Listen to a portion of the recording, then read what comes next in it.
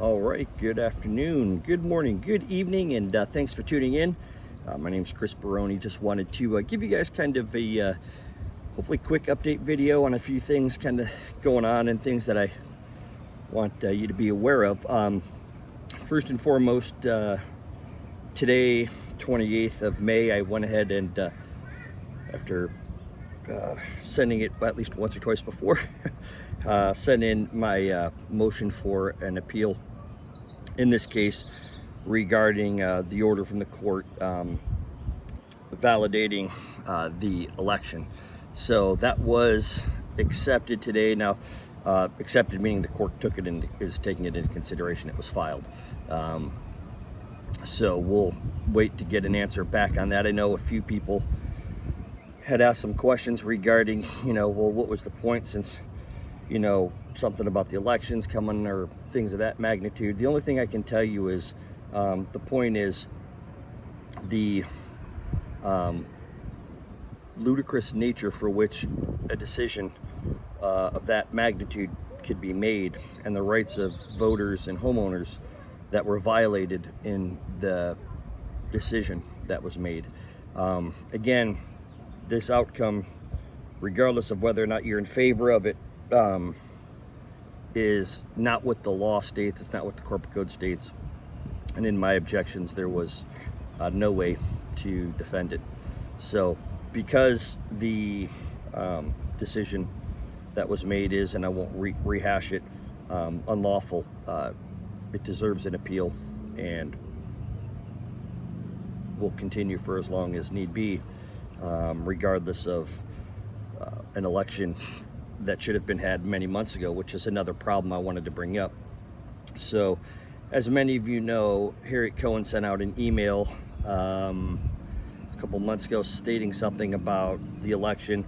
The election should have been at the latest would have been May, but really should have been brought back to the March timeframe. But because obviously there were things going on legally, not that was going on this year legally, that should have been able to really and truly had that election much sooner. So the idea that for whatever reason that's being given, of course there really isn't one that's valid, that the election shouldn't have been had like already, is garbage.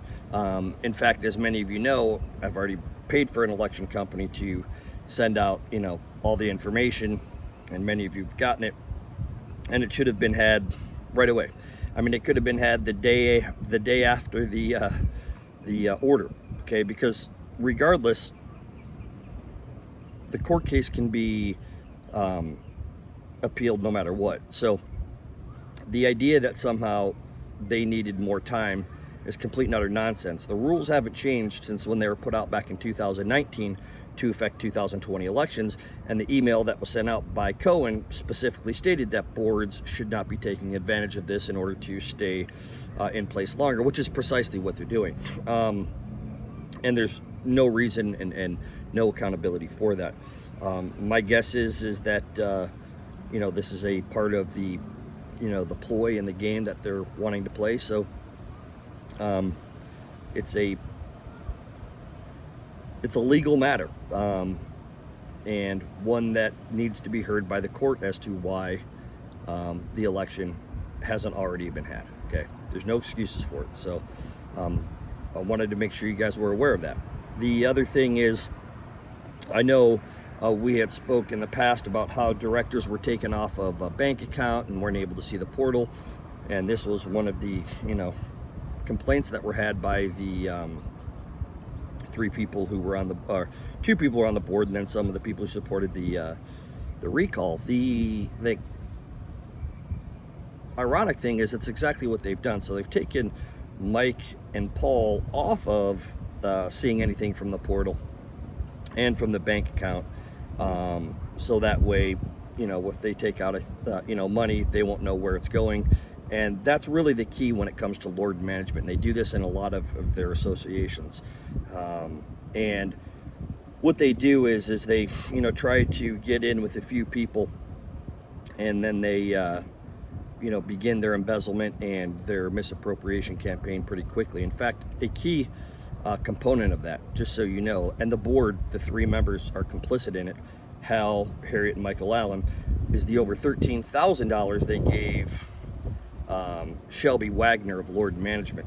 Now, what Shelby did with that $13,000 was she paid Stu under the table with it, because as the board finally admitted to verbally, was Stu didn't work for a company, he didn't work for anything, worked for himself, but wasn't a part of a company.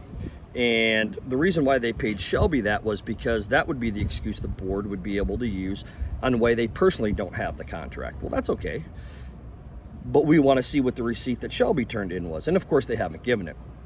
And the reason why they haven't given it is because, Shelby, Wagner, and Lordon have been using these embezzlement campaigns in all of their HOAs. But as I've said to you guys, months ago, that time's coming to a quick end here. And it's just a matter of getting the right people involved legally to see this come to an end, because this is not 1 or 2 or 3 or 4 or 5 different HOAs. It's a lot more than that, and they do this. They also have some interesting accounts at Union Bank, who's complicit in this as well, and they should definitely be held to task, because Union Bank is actually a part of the scam. And the reason why I say that, and confidently, and why none of them will sue me over it, even though I'll ask you to do so, is because they're fucked. And I know it, and they know it. And the reason why is because Union Bank has stated many times they require 5 signatures. Well, they couldn't have gotten 5 signatures to open up this new account. So where did that money go? And how did it get opened? And my guess is, once again, Lordon will try to fall back on a contract that they have created, that was signed, that they will try to use as a reason for having control of the account. Now, that could all be very good and legal and fair, except now we have proof that they've been using it and abusing it, and not just in 1, 2, 3, 4, 5, or 6 different HOAs, but a whole bunch more. But I can't get into the specifics of that. Just wanted you guys to know that that's where we're at, because it's going to be a problem later on. What the heck happened here? Hold on. Sorry about that. Something happened to my phone. Anyway, hopefully you can see me, but I can't see me. I don't know if the focus thing got off there. Anyway, so bottom line though is, this is now becoming a much bigger issue, and we're seeing this in a few different spots, and quite frankly is alarming. Now, as far as Lordon goes, and I've said this before, is so then, Chris, well, what account are they using? Well, whichever account it is at Union Bank, it's still going to be controlled by Union Bank through Lordon Management, not the HOA. That's what is a prevailing theme throughout their contracts and what they've done. My guess is that account is a kind of like I'll call it like a disguise account. It's disguised as being ours by putting LakeLinderoHOA Homeowners Station care of Lordon Management, but the way and in the manner it is executed is clearly a Lordon Management account, maybe care of the HOA, if there's even a reason to put that on it, because it's not ours. And so that's how you're able to get somebody, as to do the criminal things that I think, are criminal, like, Shelby Wagner going into a bank, telling them what to do with our money. And I know a few of you said, well, what the heck, how did that happen? Well, now you kind of have a better idea. See, they've educated and Union Bank, and Union Bank's been working with them to get a better understanding and grasp of exactly why it's that way, okay? So keep that in mind, because I think over the course of the next 12 or so months, you're going to see probably a little bit more activity regarding the unethical and illegal behavior of not only Shelby Wagner, but Donna Lee Bauer, and the Don Melching and Gloria Melching, who are the parents of Donna Lee. So again, that's coming to an end, as is their manipulation and strong suspicion, the payoff of certain board members and certain HOAs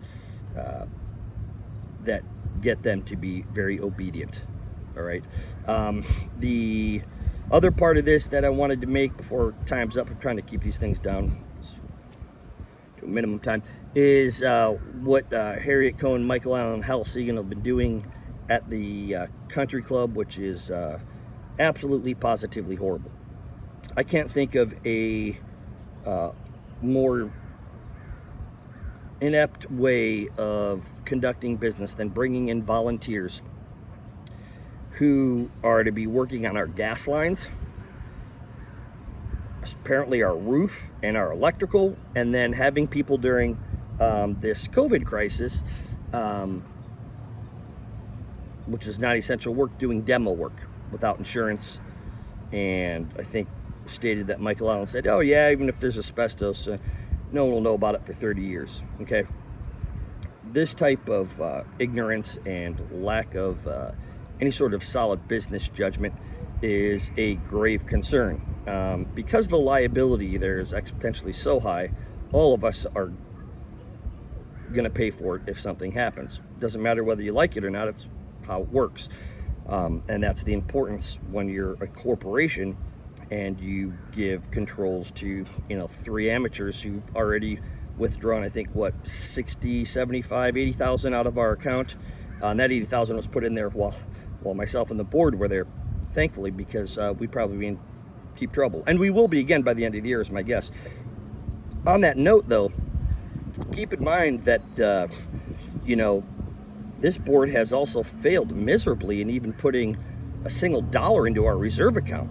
I mean, it's now, we're going into June, and there hasn't been $1 put into our reserve account, only taken out. So every month in our own budget, we put $15,000 as an expenditure that we would spend to put into our reserve account. And instead of doing that, which was actually half of where it was last year when I had to pay for all the equipment and partially all the equipment because they still owe me money, and all of the golf carts, and then, bringing in, things to open up the bar and to get the, repairs done of the underground, underwater pipeline break and all the things for the irrigation, and then the pro shop plus the golf course stuff.